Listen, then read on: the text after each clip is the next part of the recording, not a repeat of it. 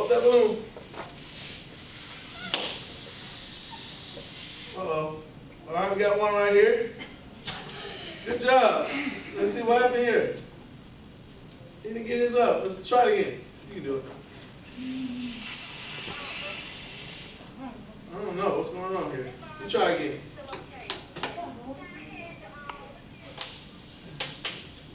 Very good. All right. He kind of let it out. What happened? What's the difference?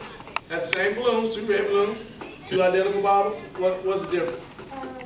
One's bigger. No, same size. One's got a hole. Yes, one got a hole in it, like you said. Who's got a hole in it? His. All right. Now we just said air is the force. Now when he blew into his, there's no hole.